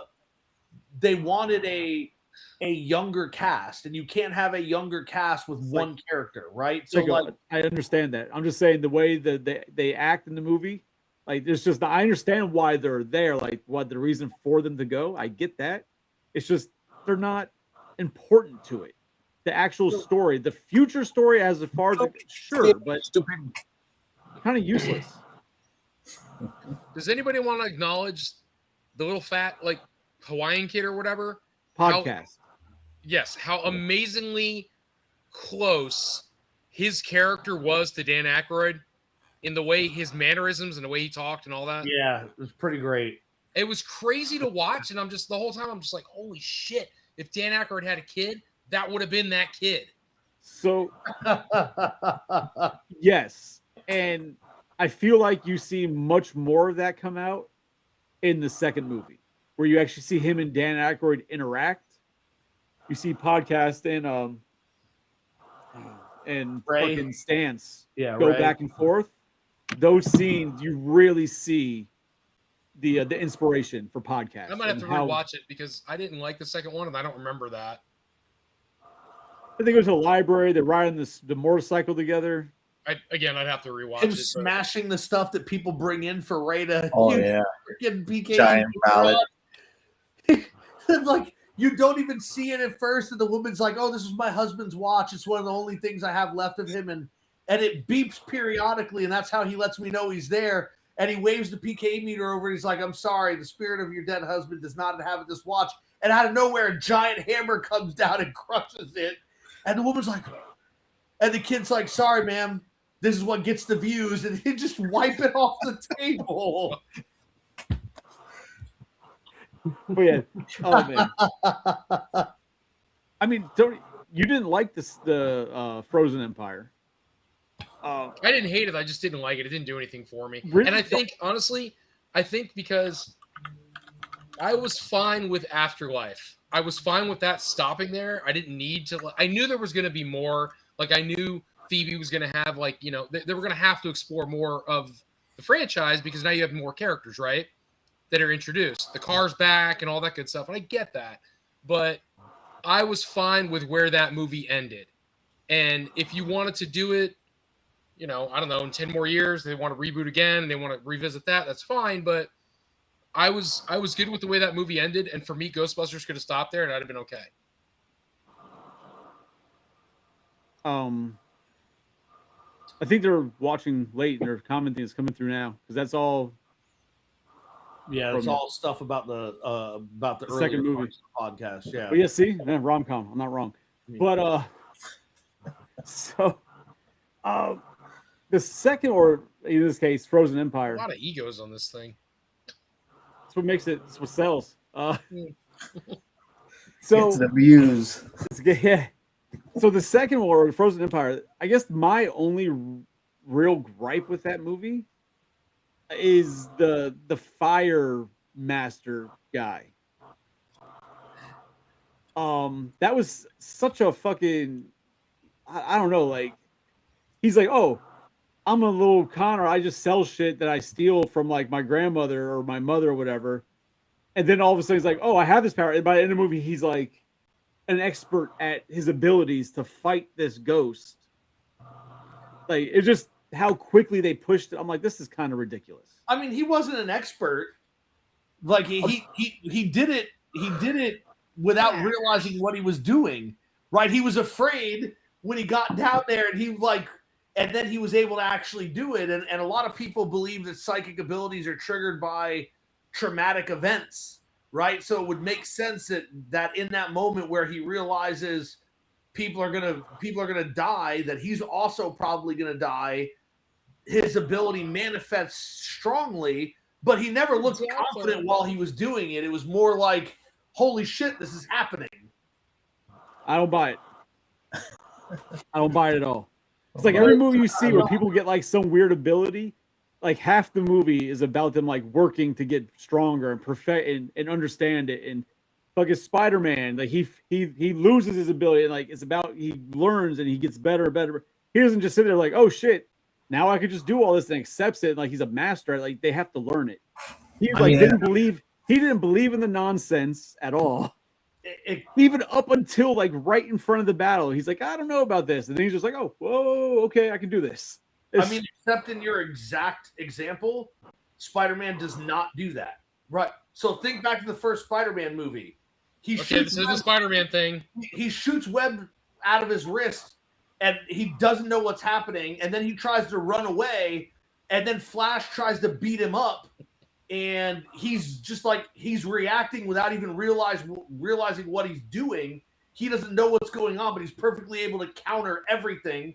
And then he starts practicing after that, and he practiced his abilities. Like, the point is that he all of a sudden he knew his shit. It's like, all right, calm down. It's not going to be like that. Yeah, and all of a sudden Peter Parker knew his shit because he could dodge punches and shit, right? Like, okay, John, eat a dick. You're not listening. I am. You practice my ability to shoot webbing. No. Go ahead. Tonight on OnlyFans, apparently Tony's going to shoot webbing. But no, like any movie, they always practice it, right? Even go into Stranger Things. 11 had to learn. Like they have to learn it. Yeah, they might get like an instance where they use it, like holy crap, I can do that. But his wasn't like holy crap. His was I'm doing it, and then it was to me it was too fast for him to be able to do that. You have to suspend belief, right? I agree a little bit on that because the movie also it was like it moved too fast. They shouldn't have like a matchup with the like a meetup with the bad guy before, and then like have a few days and then have a rematch. Like they just like figure out how to get rid of the guy too quick. Like he escaped of the orb, and then it's like and then Phoebe figures out how to get the guy. It was like it was too quick. They should have had like a few days. Usually better a little bit. Your ass handed to him first, yeah. And it's like before they figure it out. Yeah, it's like so when you compare the villains we've had in these movies, right? So you've had Gozer, then you had Vigo. Vigo. Whatever the fuck we're not going to count the 2016 because it's not part of the same universe. Vigo. Then you had Gozer again, right? But then you have this villain, Garaku or Garaka. Yeah. Garaka. That seems like Mortal Kombat. That's kind of cool. But seems like of the villains is an actual like villain, right? Very much a like real Ghostbusters-esque villain. Yes. Cartoon-esque villain. And they, like Dia said, they pushed through that so fast. They could have done so much more with that villain. Not even screen time, just a little more building for it. Like you spend this whole movie, they're kind of hinting at him. You're seeing what he can do. Then he just like walks up to the fucking firehouse and they're losing. And then all of a sudden, here comes the fire master and then he's dead. And it's like, okay. If I remember the movie correctly, which I probably don't, probably I didn't care for it. When they're having like the final battle, don't they turn it into one of those like we're a family and we can beat them, like one of those things? Yeah. All of a sudden, all of them put on suits and they all have proton packs and shit. That movie sucked. Go ahead, keep going. I mean, I will say this. I will say this to what Dia said. I understand that in traditional cinema, like you're gonna have a meetup with the villain, and then it's probably not gonna go your way, and you're gonna have another meeting. But I think in this film, while that would have been entertaining as a fan, they wanted this villain to be like a serious threat. So his introduction immediately incapacitates one of the Ghostbusters without any effort at all. He kills one of the people in a store that he walks into. He covers all of New York with ice. I don't know how you have one meetup where then the Ghostbusters get away, right? So like think about how with that strength, the Ghostbusters would have survived to escape from that meetup without actually putting him down in that meetup. And that's where I think they kind of backed themselves into a corner, because if they were going to do it, they were going to have to go more Jaws-esque and make it about suspense, which they did, right? Like, what is this thing pulling strings in the shadows? Why is this going on? Why is the containment unit having trouble? And then you have the release, but then things have to happen quickly or you lose any semblance of believability. Yeah, but then they just let him get squashed by a guy who doesn't understand his powers. But they had a thing because Baraka, when he escapes the orb, he needed his horns.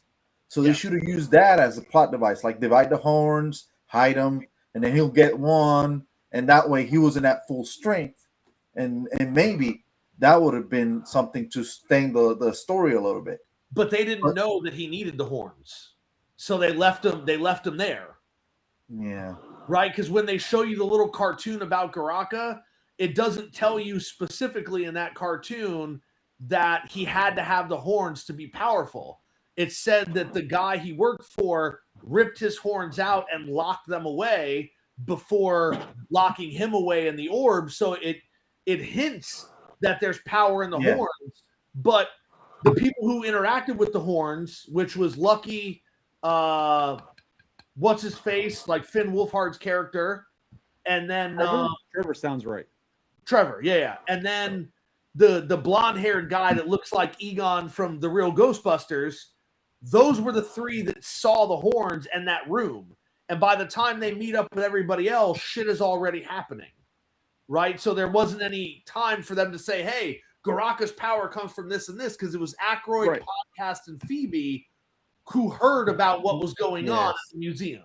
Right, so, but it should have been written differently to let it get more time to breathe, to really do a better job at it, right? What they gave you is what they gave you. Like, you can't snap your fingers and change it, but they should have, in the writing room, changed it. Like, it's weird the way they did it. It's like you said, to have a villain that's supposed to be a genuine threat, right?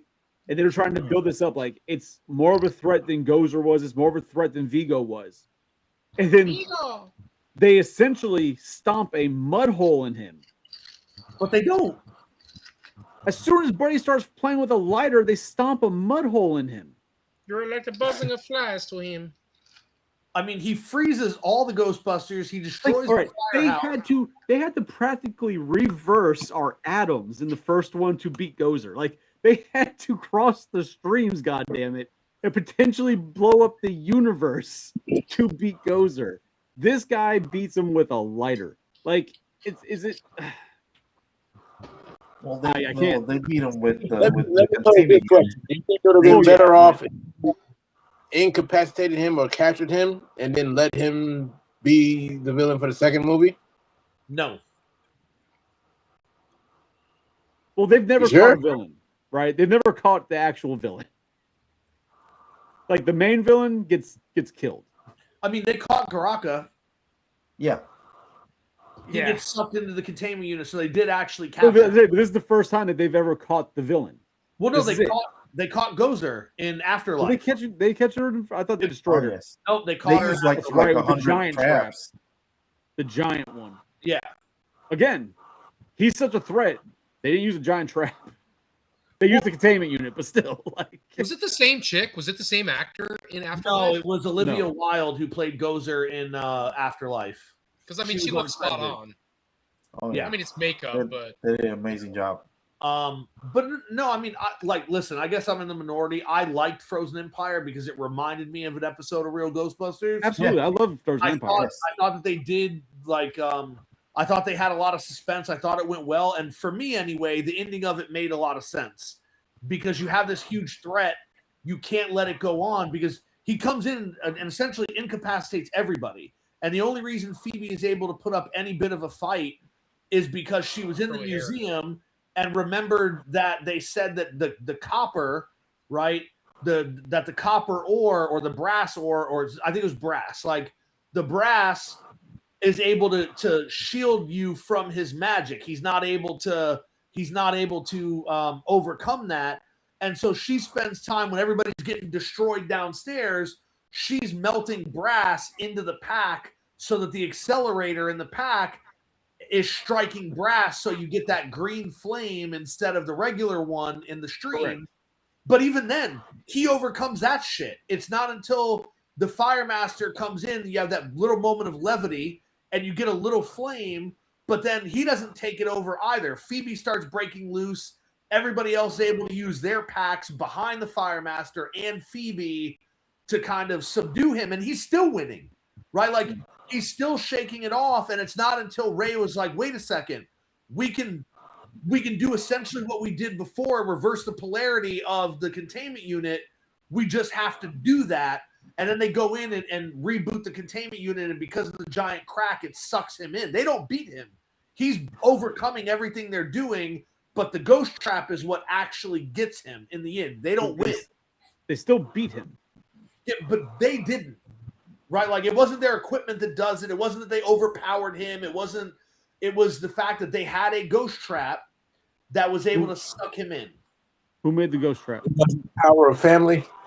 You guys do this way too often. It wasn't the Power of Family, damn it. Vin Diesel was not in the film, and if he was, it would have been terrible. Talk about an emotional send-off. Let's talk about Fast and Furious now. Yeah, let's talk about how they're about to ruin it. They ruined it 7 fucking movies ago. No. What I'm saying is they're going to actually ruin it now by incorporating a CGI character into the whole film so that Brian can be back for the last movie. It's going to be like It's those not going to memes. be a small Caskets part, and apparently. roll. Like, he's going to be in the entire movie. That's kind of weird. But, shit. Okay. I don't know. Okay. I hope we get another movie like Frozen Empire, and I know that a lot of the actors say they'd like to come back and do it. They love playing the characters, and Sony seems interested, so we'll see. But I would love to get kind of a hybrid in Ghostbusters lore and real Ghostbusters. I would love to see them do a take on maybe the Boogeyman, or a take on Sandman, a take on somebody from the cartoon that was so monumental, and actually incorporate them into the film franchise. So Can we get Vigo back? That'd be cool. We don't need Vigo. he's such a shitty villain. Aw. You're like the buzzing of flies to him. So Fucking I'll say love it. this, and this might not, people might not agree with this. I think if they do another one, I don't need to see the current family. Like, I get it. They're like the push off for like the new generation. When the first one, they were kids, and now they're teenagers, and now they're young adults, right? So they're not kids anymore.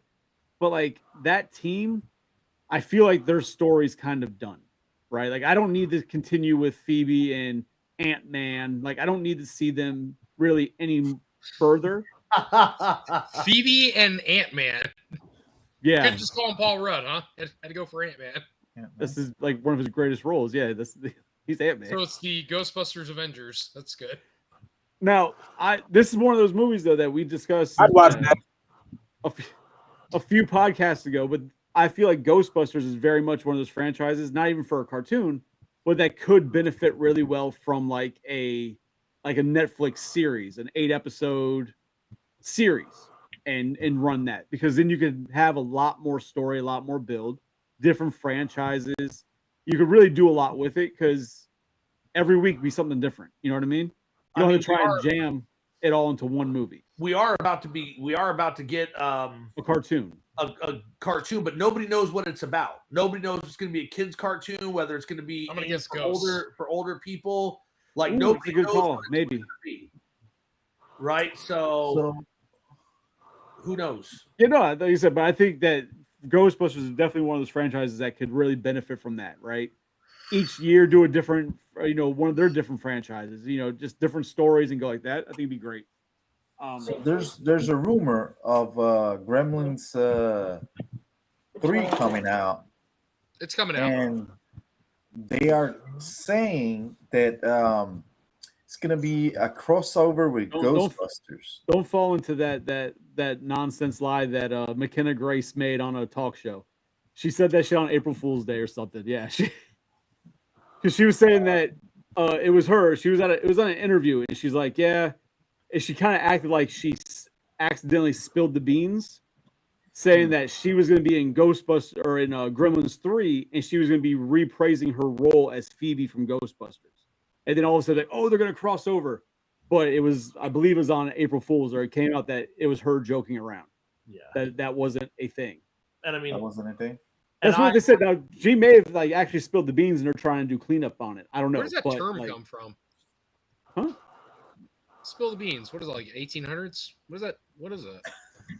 I don't know. Anyhow, somebody who just like spilled the beans like Kevin in the Office with sauce. I don't know. Of all the shit you Google, and that's not one thing you'd Google. Why would fuck would I Google that? I don't Google shit like that. You're talking about me. Because I don't care about the etymology of the term "spill the beans." Right? I love how you have to use big words. He wants you to think he's smarter than you. That's all. I mean, I don't care what you think. The fact of the matter is, I disagree with Chris when it comes to we don't need this family anymore. That'd be like having the original Ghostbusters and then being like after the second film, yeah, we don't need these Ghostbusters anymore. Just do something completely different, right? Like even when they were going to do something completely different with Extreme Ghostbusters, they still had the original goddamn Ghostbusters in it. But John, I don't think we're getting away from this family. I think that this is a new generation of Ghostbusters, and that in all likelihood, if we lose anybody, it'll be Paul Rudd's character and the mother's character, and then it'll just be the kids doing it. So Psycho, you just said that me saying we don't need this family anymore is like saying after the second Ghostbusters we don't need the original guys anymore. We haven't had the original guys since the second Ghostbusters, except for small cameos, right? In here and there. So we haven't had them. We don't need the family anymore. We could have them in cameos, but we don't need this family focused story anymore. I feel like they could really just button it up and continue to build everything else around it. Like, you don't need the family, but from the way they're going about it, if Ernie Hudson doesn't play a major role in whatever, I'm saying you can keep the first gen cameos in there, or even heavier roles for Ernie Hudson and Ant-Man, Dan Aykroyd. But I kind of don't disagree with not really needing the family anymore. I don't disagree with that. You can move on from them. I get it; they're Egon's family, and they can do cameos. But really, all you need is Ernie Hudson and Dan Aykroyd to just move on to another team. Yeah, like I said, they could have the cameos, Phoebe or whatever, helping set up the new franchises and interaction. Like you could have them there. I just don't need that family to be the center of the story anymore. Yeah, I think if we get another movie, what's going to happen is Bill Murray won't be in it, Janine won't be in it. I think that we'll get cameos from Hudson and Aykroyd in like major cameos, though, right? So they'll be in there. I think that we will have Phoebe, Trevor, and Lucky and Podcast. And then the other adults will not be in it because they will be adults and they will be like taking over the franchise. Or if at most you might get a cameo from Paul Rudd and from the mother, I don't think the other characters are going anywhere. I think that that's what they're building around. And I think we should all kind of just resign ourselves to that being the case. Well, I'll resign to whatever I want. Fucking you make me resign. But no, so the game that came out a couple years ago that we were playing, is that supposed to be canon? Because if it is, then we definitely got Ernie Hudson. It's not canon. No? Damn it. Well, no, because remember, in Afterlife, they're like, oh, there hasn't been a ghost in 30 years. So, no, it's not canon. I mean, so go ahead. Are we talking about the 2009 Ghostbusters game? Nah, the game that we were playing like a couple years ago. Which was what? I don't remember the name of it, man. We played it for like 2 weeks, and then we had to go back to adulting. Are you talking about the like top-down version? Yeah, that came out after the 2009 game? It was like a top-down perspective, and you would go in these buildings. The game that was a way dumbed-down game, and I know the one you're talking about. Yeah, and it was not very good. Or are you talking about Spirits Unleashed that we played like once for 2 hours and then never again? And that was not even a year ago. Not a year ago? Man, that's crazy like that. But like yeah, if you're that one had Ernie Hudson and Dan Aykroyd pretty much saying it was not exactly a franchise, but moving forward with new teams and everything. If Yeah. that's what they're gonna do with the Netflix series, I'm with that. We don't need. I don't have a problem with the family. We don't need them. But the 2009 game is canon. No, it's not. And it is canon. Not. Yes, it was. They haven't seen a ghost in over 30 years, and the video game almost 30 years. There hasn't been a report of ghosts for almost 30 years, but the freaking 2009 game was supposed to happen in 1990 or 1991. That was when it was taking place. So 2021 would be 30 years after that. It absolutely fits in as 100% canon. All right, so spill the beans was an original Greek term that had to do with voting, and they had two different colors of beans. And so what would happen is somebody would spill the jar and would prematurely know who's going to win, and that's what spilling the beans comes from. Okay. I just feel like I had to get that out while we were on this. Uh-huh. Thank you, Toady, for that bit of information. I got nothing to say after that. Thank you. Okay, so all right, I guess I was looking it up. So the takes place in 1991. So I guess it could be canon, even though they don't mention anything from the game in it. Time wise, they could line up. So I'll give you that. That's fine. I want the franchise to continue. I'm all right. I don't think the family's needed. I don't think we need to go that far anymore. I just want to see it go on. But like Psycho, you were saying that this is the way they seem to be going. I think Ernie Hudson is the only original member who has to be in it, because he's, especially if they're trying to do other franchises, because he's the owner now, right? So he'd be the one. Does he own the rights to the franchise? He doesn't own the rights to franchise, but he's the money behind the franchise. Yeah, he's really fronting it. Yeah. Well, no, but in the movie, not in the real world. In the movie. Oh, just kidding. Sony owns the franchise. They're the money. But yeah. So he's the only one. I think, like I said, Bill Murray. How about in universe? Huh? In universe, he's the money. He's the financial backer in universe. Correct. Yes. Thanks for repeating that. Appreciate you. Yeah, nah.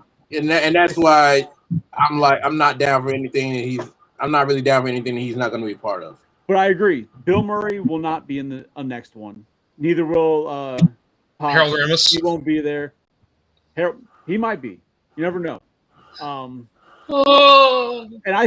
I honestly feel if they didn't even want Dan Aykroyd there, he'd still show up. Like, I think he would just appear. So, he'd just pull up in his car and be like, hey, guys, what you going on? Yeah, I'm just going to walk through this scene real quick and just be here. But, Sorry. No, go ahead. No, I'm saying I think that the Frozen Afterlife movie confirmed that Dan Aykroyd will be a part of everything coming after this if Ernie Hudson is there, right? Because there's that scene in Frozen Empire where Ernie Hudson is essentially chastising Dan Aykroyd's character, telling him that he put those kids in danger and he's got to be smarter and that they're supposed to be getting out of this. They should be enjoying their golden years. And Aykroyd tells him, yeah, but this is how I want to enjoy my golden years. You're saying that I'm supposed to use my time now to do the things that I enjoy and that I want to do. And this is the only thing that I enjoy and want to do. And they kind of have this moment where they understand one another, that they are going to be part of this. And so that's why I think if any of them come back, it has to be both of them. Psycho, what's Frozen Afterlife? That's what you're about to have. You're the one who said it. I was just curious. I thought maybe I missed something. But there was like a special. I heard it and I didn't say anything. I left it alone. Yeah, I was trying to figure out who caught that. Yeah, I was doing, because for all I know, there was like a YouTube video about the movies they called Frozen Afterlife. Like, I missed something. I was curious. Yeah, Frozen Empire. Okay, all right. Well, I think on this, we're gonna wrap this up. Yes, God damn. Anybody else have to work tomorrow? Or is it just me? Nope, I gotta work. No, that's all. I'm gonna slide not my Psycho. ass and work late. It don't matter. You what? No, I forgot. I thought you were on break still. That's right. You are. No, you are break working. was last week. So Tony, is there anything that you need to plug for next week, my man? Yeah, but she's at her house and I'm here.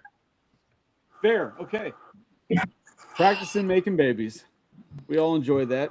Now we got drinks and toys on Tuesday. I honestly I don't know, man. I've been on Toy News, Toy Arc, whatever. They didn't have anything really going on lately.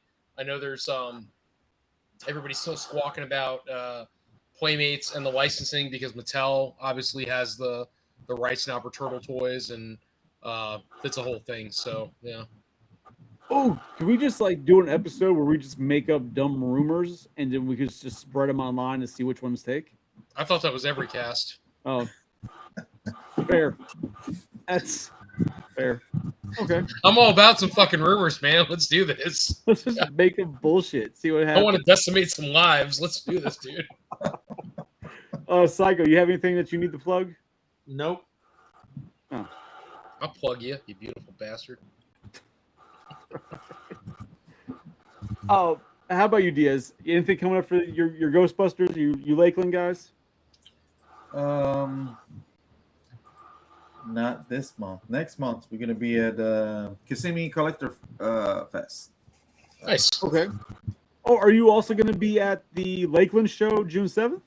I'm not sure because You weren't invited. Oh wow. No. I got another event in what's it called? Who owns the car? What was that? Who owns the car? The car. His name is Jim Crawford. Okay. He lives in Plant City. Pretty cool. Yeah. So he's not just like a volunteer; he's like part of the group, right? Yeah. What kind of car is it? An Ecto-1. It's a Cadillac. Okay. Middle Meteor. It's all right, Scarface. What was that? It's a Cadillac. Can't hear you. He called you Scarface because of how you said Cadillac. That's all. Oh. I said it. It's a '59 Cadillac ambulance. No, it's a 19. I think it's a 70. Okay. Yeah, it's a later car. I saw it. It's square headlights and all that good stuff. Yeah, it's a little square, a little bit. I've got a buddy who has two of the original Ecto ones, but he's got more money than Jesus. So. Mm. Yeah. Well, people don't know this, but Jesus is quite poor. So I said he's got more money than Jesus. Like Jesus, you know what? Let's move on. Move on. Have you ever seen Jesus's mother's place? No, sir. No, but he writes all these crazy third-party checks, man. It's weird. Can't hold water in his hand though, so what can you do? Well, on that note. So we got drinks and toys next week. We got Collector's Hideout next week, 9:00 on Thursday. No idea what we're doing yet. So what? Can we go back to horror? That would be nice. We haven't talked horror in a long time. We need to do horror. Yes. Hey, Shay, remember when the podcast ends, do not hop out immediately. You have to allow the stream to finish uploading and everything. That'd be great. Thank you. Yeah, that'd be great, Shay. Yeah. Hop out immediately. Copy that. Tony, we'll think of something for next week for horror. I miss horror. I love horror. That's where we started. All right, There's cool. a new Dracula movie coming out. Sorry, or it is out. I apologize. Ooh, let's talk about the trailer for The Mummy. Oh. Yeah. Next week we'll discuss stuff. The new Mummy? The little girl mummy, right? Mummy? It looks like Evil Dead. Repeating the word doesn't help it. It's the little girl. Mummy? Mummy? There's a little girl. She's like the reincarnation of the mummy. Okay, yeah, because it looks like Evil Dead. All right, so anyway, next week.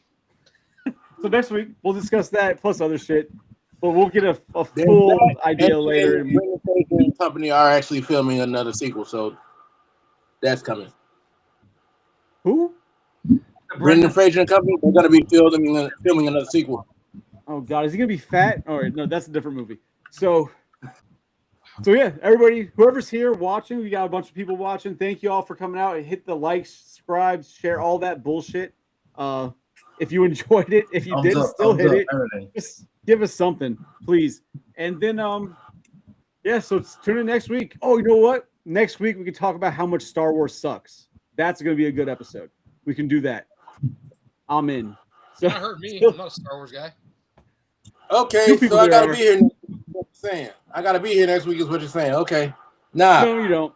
Your horrible connection and sideways video is weird. So thank everybody for coming out. Next week, we'll see y'all. No capes. No. I think